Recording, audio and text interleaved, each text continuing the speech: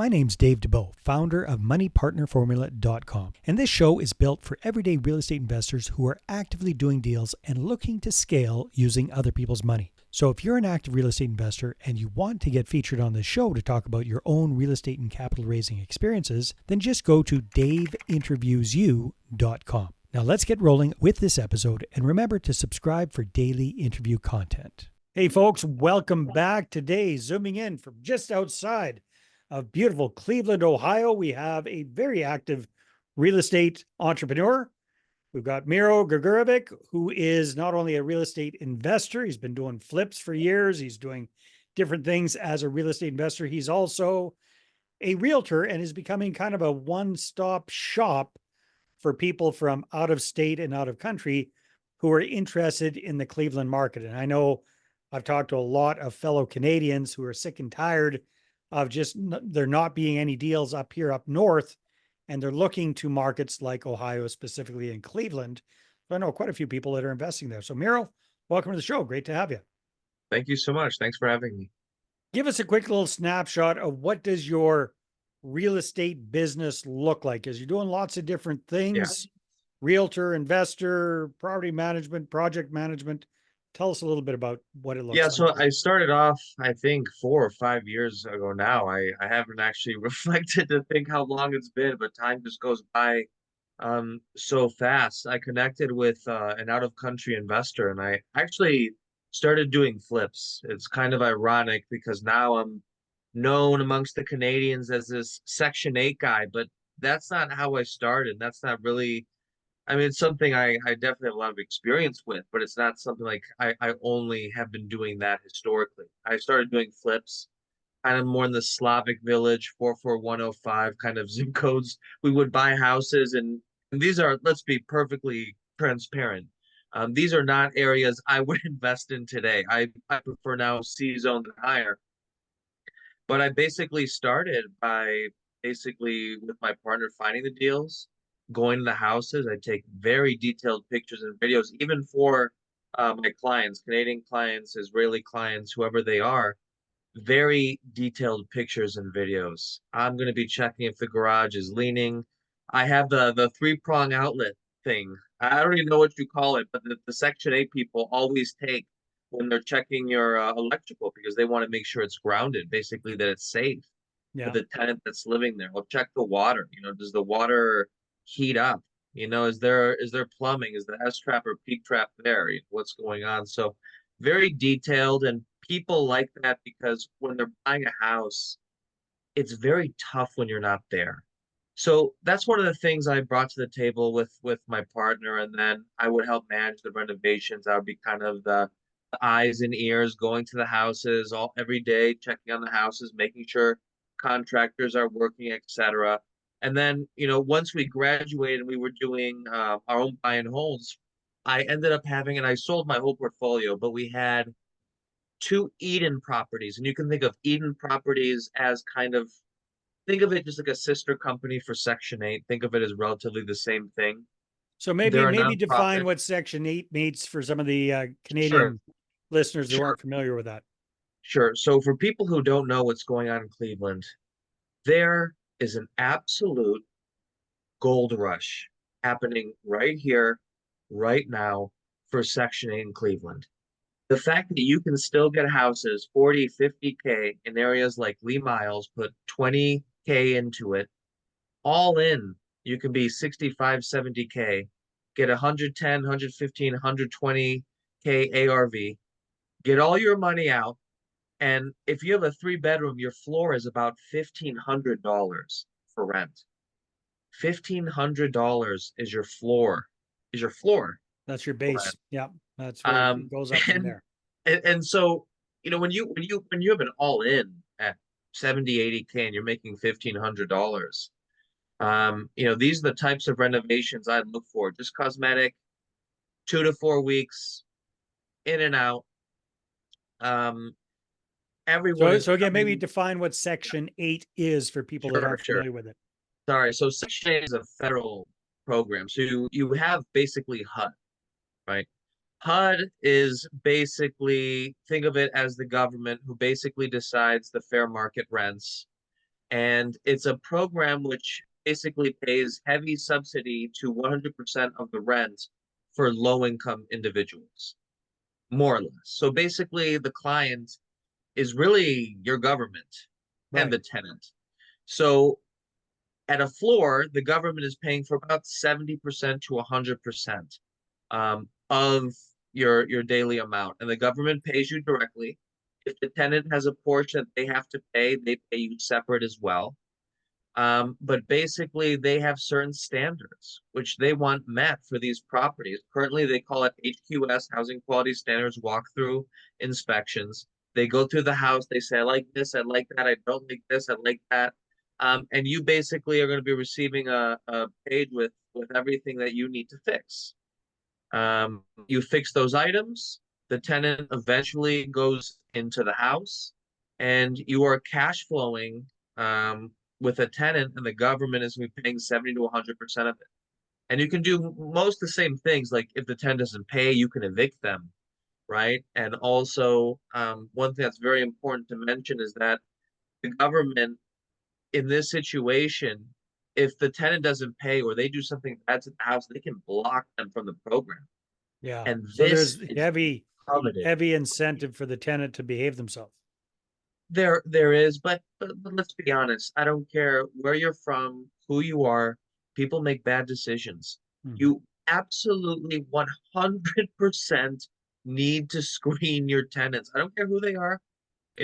Me Oh, and so if you sign up for this Section 8, you can still pick and choose who the final tenant is. yeah.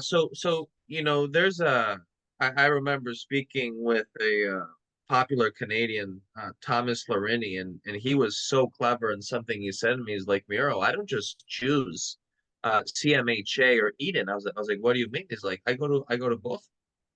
I go to Section A and I say, hey, here's you basically go through this process where you talk to them. You say you have to fill out basically a form, and you give it to them, and they can market the property for you. So they can market kind of based on your criteria, certain things, right? And then they can market out, and then you can market it out yourself. And then you're kind of getting all of this coming into you, all of these different offers for rent, right? And that's really what you want to do. You want to maximize the amount of people that's coming in. And of course, screen people the same way. You Yeah. know, I don't care if it's a cash tenant, Section 8 tenant. I want to see, 3x on your portion of the income.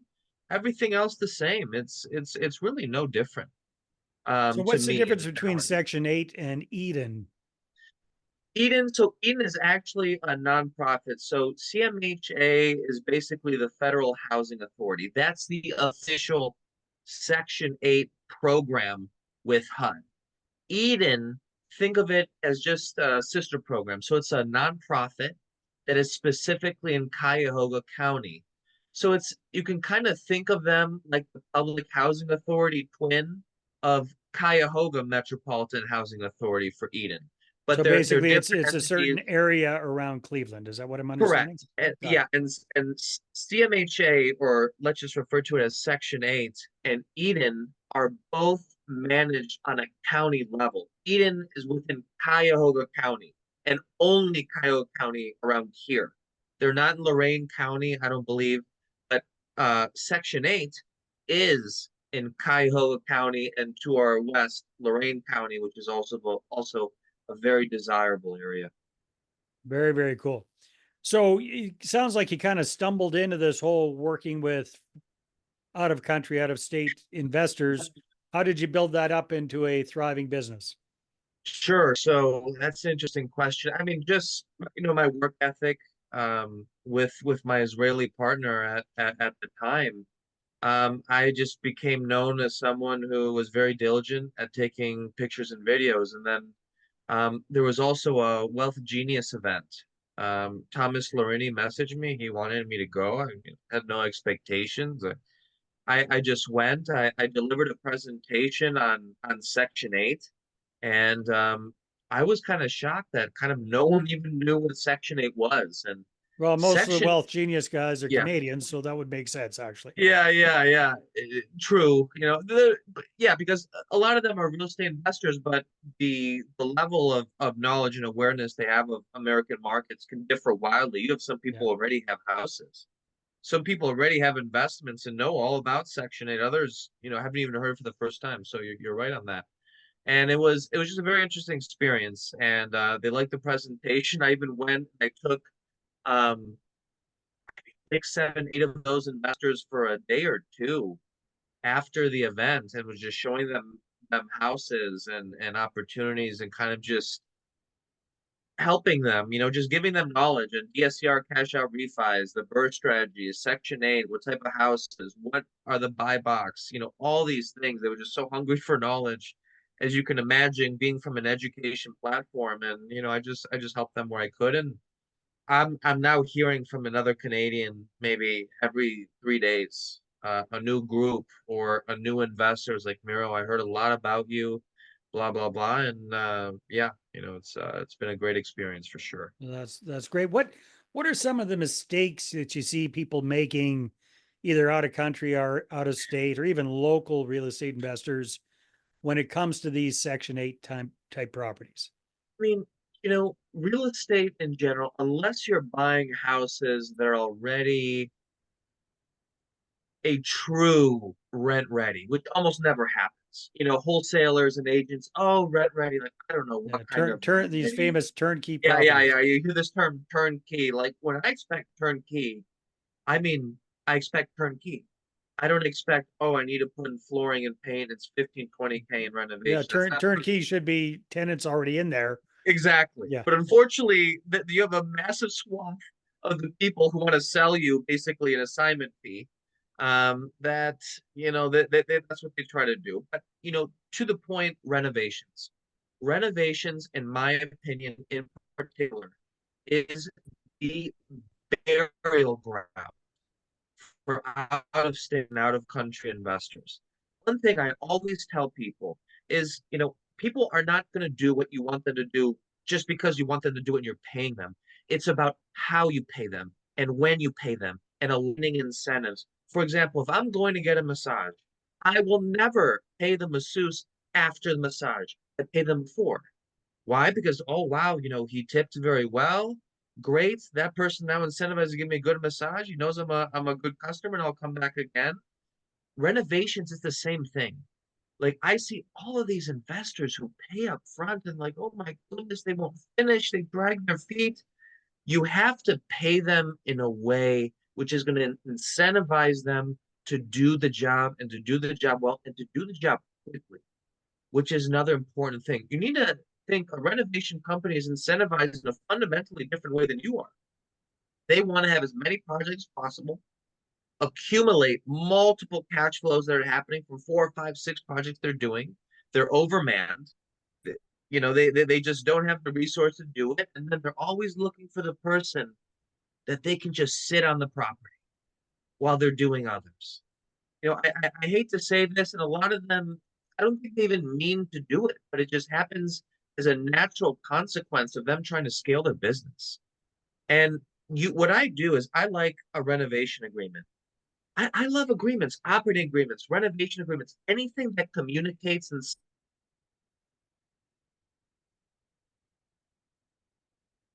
sets the table for understanding between two parties. No matter what happens, it's almost like a situation where people don't communicate properly, and that's where the problems start.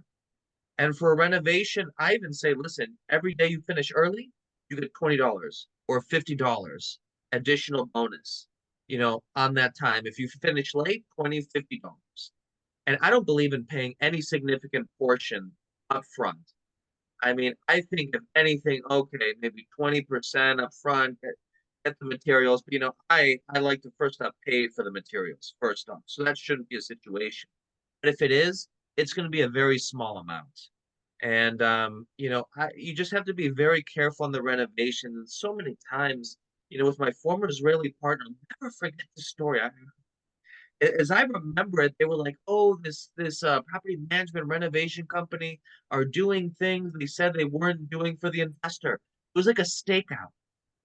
I was at the house and I was just looking while they were doing the renovation. I don't remember if it was siding or what it was, but I'm talking to my partner at the time. I'm like, oh, they're doing this, and this.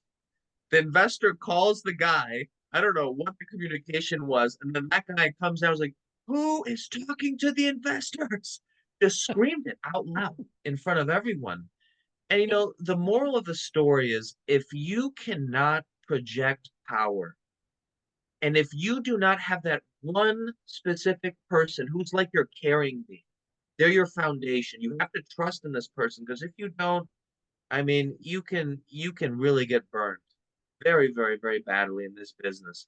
And the renovation is where one of those places happens. Yeah, no, very, very, very wise words. Well, Miro, I'm sure we're going to have a lot of people interested in taking a closer look at the Cleveland market, whether they're Canadians or they're out of state type folks.